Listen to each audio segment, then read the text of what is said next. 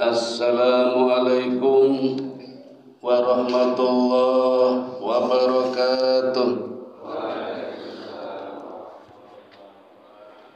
Alhamdulillahi wahdah, sadaqa wa'dah, wa nasara abdah, wa a'azza jundah, wa hazamal ahzaba wahdah. La ilaha illallah wa la na'budu illa iyyahu mukhlishina lahuddin walau karihal kafirun.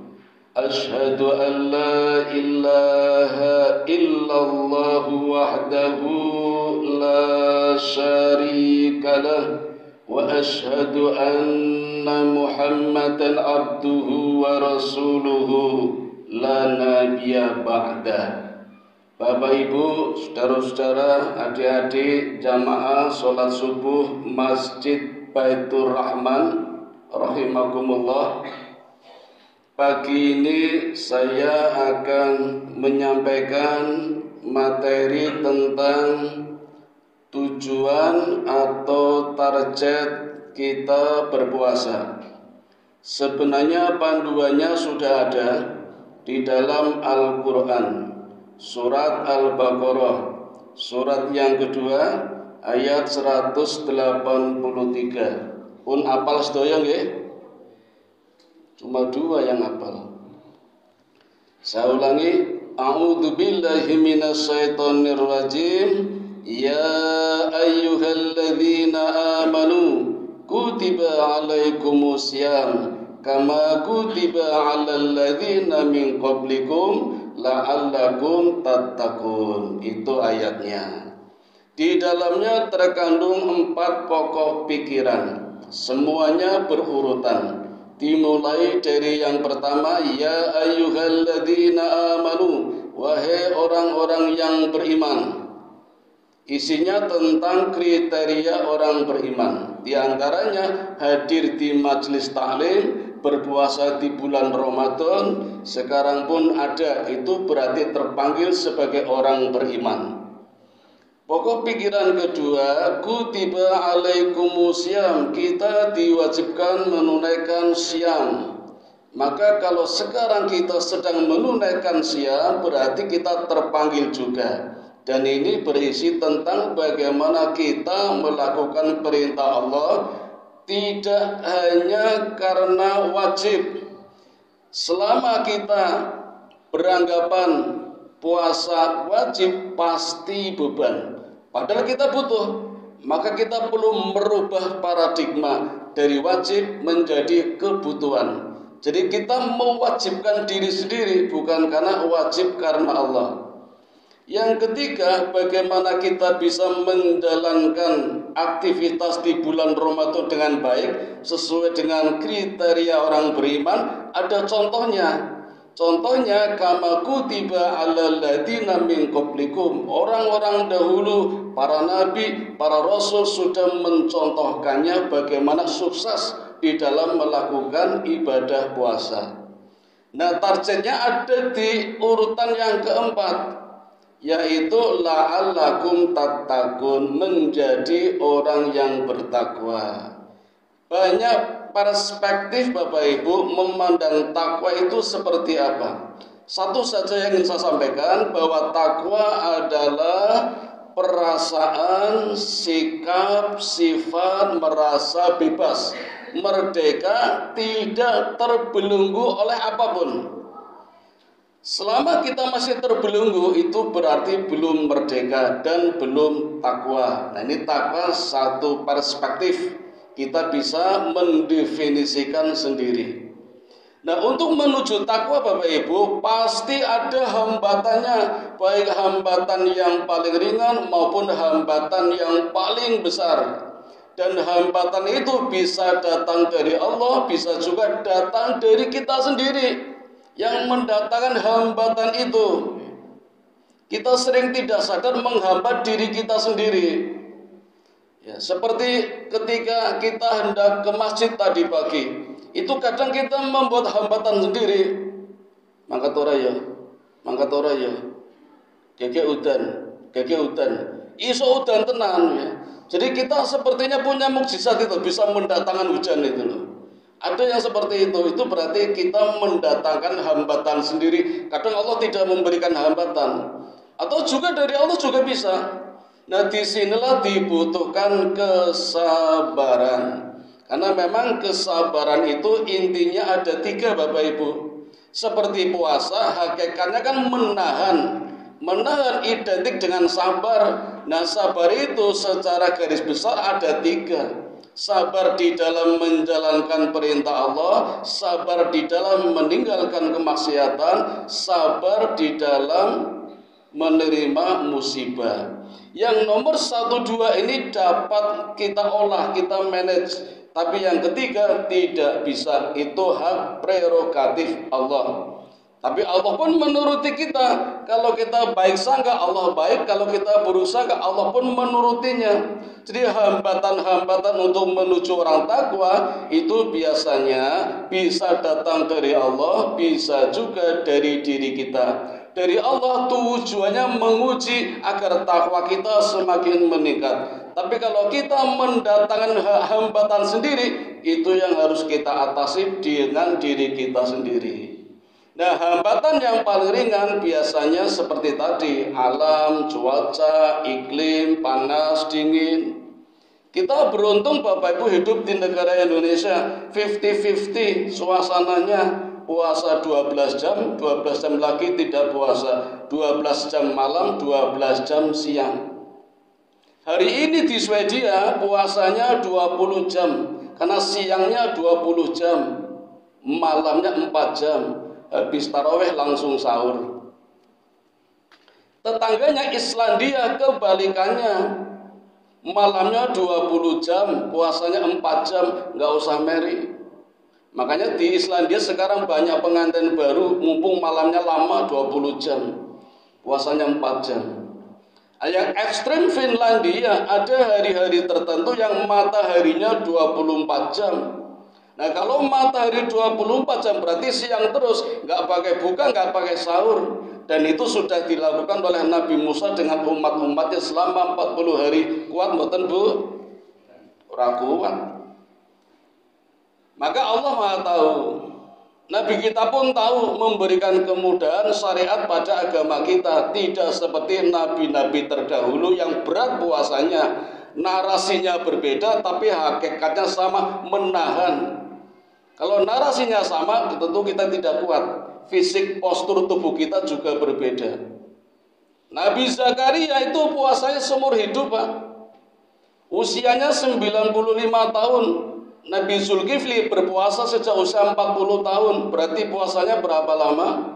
55 tahun setiap hari. Tidak seperti kita di bulan Ramadan.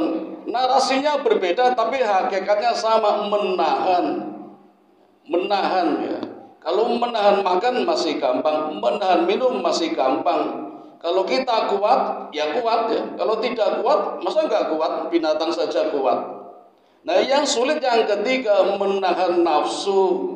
Nafsu amarah, nafsu lawamah, nafsu jabatan, nafsu kekuasaan, nafsu birahi, dan nafsu-nafsu yang lain. Ketika menjadi jatahnya, kita menahan. Itulah yang namanya puasa. Kita hendak ke masjid, hendak ngaji, hendak tadarus, kok berat sekali ya, ada gangguan, kita tahan, itu juga namanya puasa. Hakikat puasa ya diantaranya seperti itu. Kalau makan dan minum masih bagian terkecil. Nah, ini hambatan yang paling ringan Bapak Ibu. Hambatan yang lebih berat lagi adalah hambatan masyarakat. Kita tinggal di masyarakat, di kampung. Itu juga kadang mendatangkan hambatan. Kadang kita merasa terbelenggu di kampung tempat kita tinggali. Tapi kita juga tidak bisa melepaskan diri dari komunitas kampung ini. Apalagi kita sebagai makhluk sosial, zon politiken, makhluk yang tidak dapat hidup sendiri, orang yang selalu membutuhkan pertolongan orang lain. Saya yakin putra-putranya jenengan Bapak Ibu kadang belajar sama orang lain. Apalagi menjelang ujian, ada yang les matematika, bahasa Inggris, jenengan kelas dhewe boten. Ora percaya. Dileskan orang lain, yang ngajar orang lain karena kita merasa tidak mampu. Artinya kita membutuhkan pertolongan orang lain. Itu namanya zon politikan. Tidak bisa hidup sendiri. Ibu-ibu riyen pas lahiran lahir ke dhewe napa dibantu? Dibantu. Ya ana siji sing wani kendel nekat wonten. Bapak-bapak pas sunat nyunati dhewe napa disunati? Disunati. Sinten, Pak? Ibu sanes ora tegel. Dan yang tidak terbantahkan Bapak Ibu, jenazah niku adus dhewe napa diadusi? Nah, itu berarti membutuhkan orang lain. Maka disebut zon politiken. Maka kita hidup harus bermasyarakat. Semua nabi bermasyarakat. Tidak ada nabi yang hidup sendirian. Karena punya misi menyampaikan risalah, menyampaikan dakwah. Cuma kadang Bapak Ibu ketika hendak menyampaikan risalah terbentur dengan realita yang ada di masyarakat. Maka terjadilah pertempuran antara idealita dengan realita. Pengennya begini ternyata begitu, pengennya begitu ternyata begini. Nah, inilah yang namanya masalah. Maka kita harus membebaskan diri dari belenggu, karena ini belenggu ya. Tapi berat karena tinggal di masyarakat ya. Namanya sibghah. Ketika kita diam saja berarti kita mencelupkan diri kita pada belenggu masyarakat itu. Bapak Ibu beruntung tinggal di sini. Mohon maaf, misalnya tinggal di Pakistan, Pasar Kidul Stasiun, pripun? Wani dakwah? Kalau tinggal di Kauman mungkin aman, tinggal di Kota Gede aman, di Karangbaru mboten ngertos. Nah, intinya Bapak Ibu, dimanapun kita berada ketika menjumpai kemaksiatan, keburukan yang ada di masyarakat, kita harus berdakwah, menyampaikan, mengingatkan. Ingat nggih, mengingatkan, tidak boleh memaksa. Tugas kita hanya menyampaikan, ora gelem ya wis, tidak boleh memaksa. Tapi kalau kita diam saja, berarti mencelupkan diri kita pada belenggu masyarakat, kita kena dosanya. Tapi kalau kita sudah menyampaikan, masyarakat ora gelem, ya wis kita aman. Ini ada hadisnya Bapak Ibu. Nabi bersabda kepada para sahabat, wahai sahabatku, tolonglah orang yang mendolimi dan orang yang didolimi. Sahabat protes, ya Rasulullah, kalau menolong orang yang didolimi saya paham. Tapi orang yang dolim ya Rasulullah, orang yang berbuat dolim, bagaimana kita bisa menolongnya? Mereka berbuat dolim. Kata Nabi, cegahlah mereka agar tidak berbuat dolim. Itu berarti kita menolong orang yang berbuat dolim. Hari ini Bapak Ibu, tahun ini ya, kita disibukkan oleh kegiatan pemilu dan banyak orang-orang yang berbuat dolim. Maka kita harus mencegahnya dalam rangka menolong, bukan membenci, bukan memusuhi. Jadi tugas kita oleh Nabi adalah menolong orang-orang yang dolim. Kalau kita diam saja Bapak Ibu, ini ada satu peristiwa besar di Quran ada ini. Tapi tidak saya sampaikan sekarang ya. Ini bocoran saja. Peristiwa Ashabus Sabti. Peristiwa di hari Sabtu itu terjadi di zaman Nabi Daud. Lokasinya di pesisir pantai, jauh dari lokasinya pusat kota, pusat dakwahnya Nabi Daud. Inti ceritanya Bapak Ibu ada 3 golongan. Golongan yang berdakwah, golongan yang menolak, dan golongan yang diam saja. Yang baik hanya satu Pak, yang berdakwah. Yang menolak jelas dihancurkan oleh Allah. Nah, yang ketiga ternyata yang paling parah, yang diam saja, dakwah tidak ikut, menolak pun tidak. Jadi tengah-tengah diam saja, cari aman. Kan kemarin di pemilu banyak orang yang cari aman, tidak ikut-ikutan, diam saja, bahkan golput. Ternyata di Quran ada. Dan mohon maaf Bapak Ibu, mungkin panggilannya agak kasar ini. Tapi yang ngendiko Gusti Allah. Nabi pun juga pernah berucap seperti ini ketika perang menghadapi Bani Quraidah. Ini untuk siapa ini? Untuk orang-orang yang diam saja, yang lihat kemungkaran diam saja, membiarkan dakwah pun tidak. Nabi memanggilnya, Allah memanggilnya terhadap golongan ini dengan bahasa, wahai bangsa kera dan bangsa babi. Naudzubillah min dzalik. Maka enggak ada pilihan Bapak Ibu, kita tidak boleh diam. Harus dakwah, harus menyampaikan walaupun ditolak, walaupun tidak diterima. Yang penting menyampaikan asal tidak memaksa.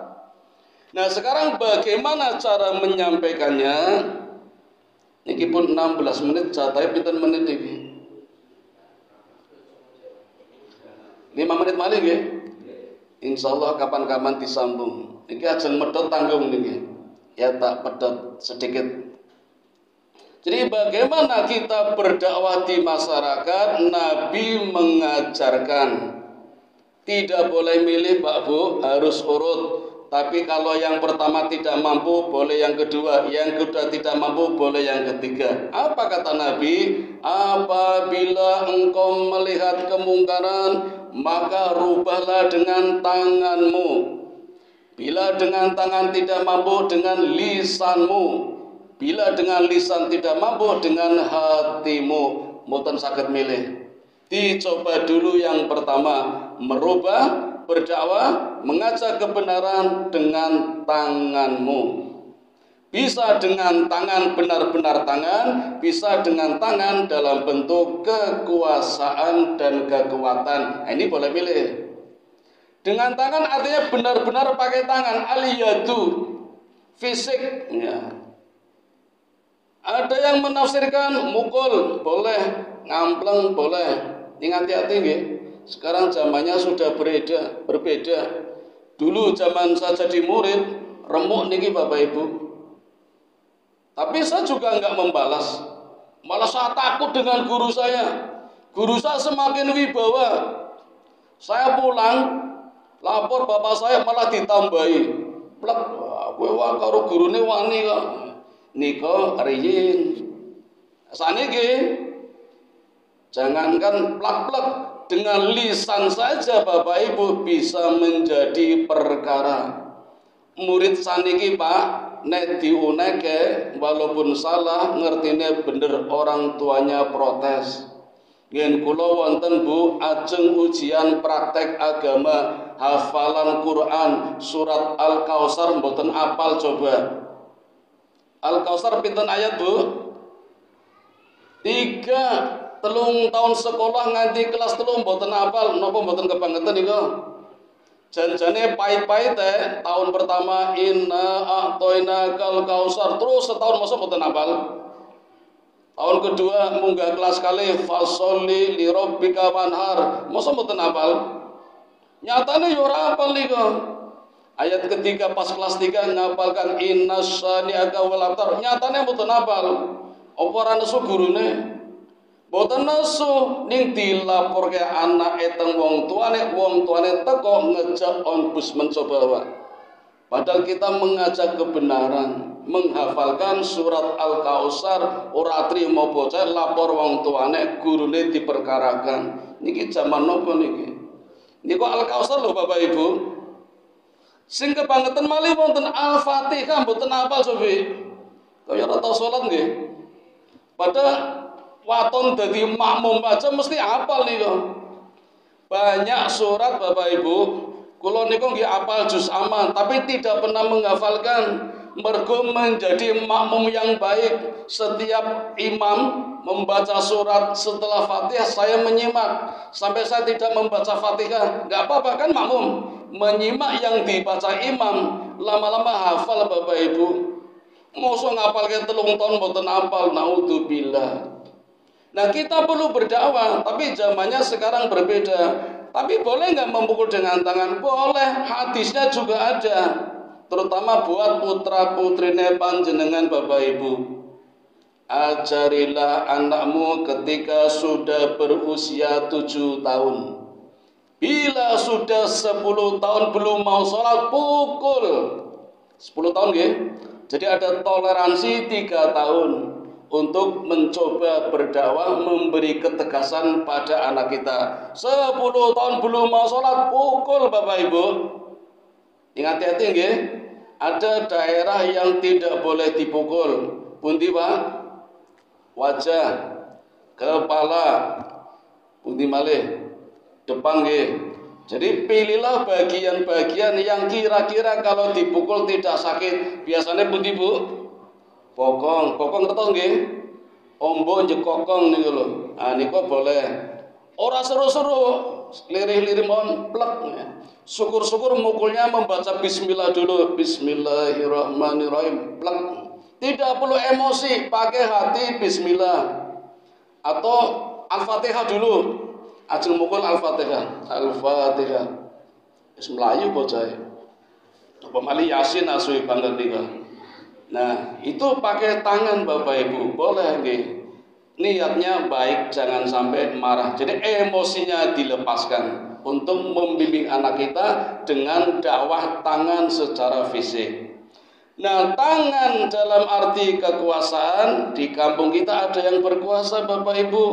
RT dengan warganya, RW dengan bawahannya, di atasnya lurah, camat, wali kota atau bupati. Semakin tinggi jabatannya, semakin banyak besar bebannya untuk berdakwah. Tidak diam saja. Nah, dengan kekuasaannya, dengan kekuatannya, dengan jabatannya bisa berdakwah kepada bawahannya. Maksudnya begitu Bapak Ibu. Nah, kalau tidak mampu, baru yang kedua fabil lisan, dengan lisan menyampaikan. Menyampaikan tidak perlu ceramah di podium, tidak harus tiap ketemu langsung menegur, itu pun termasuk fabil lisan, dengan lisan. Kalau tidak mampu, baru dengan hati. Dengan hati artinya merasa tidak setuju.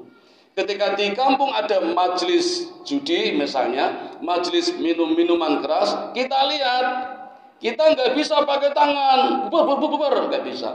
Pakai lisan, ceramah nggak bisa, pakai hati. Artinya pergi orang nonton.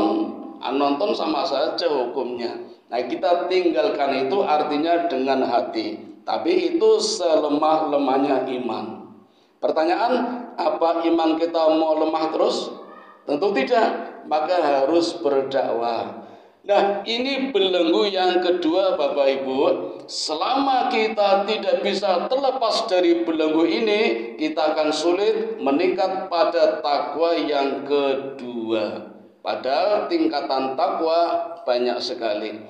Kalau Allah menyebut di dalam Quran kata takwa sebanyak 500 kali, berarti ada 500 tingkatan takwa. Saya yakin di sini berbeda-beda tingkatannya. Tidak tahu panjenengan sampai tingkat yang berapa. Yang jelas dengan hadirnya bulan Ramadan, dengan diwajibkannya berpuasa, targetnya, tujuannya adalah agar kita menjadi orang yang bertakwa. Mari Bapak Ibu kita berdoa, mudah-mudahan takwa kita semakin berkualitas, paling tidak stabil, konsisten, tidak menurun. Amin ya Rabbal Alamin. Mudah-mudahan kita sukses sampai Ramadan selesai.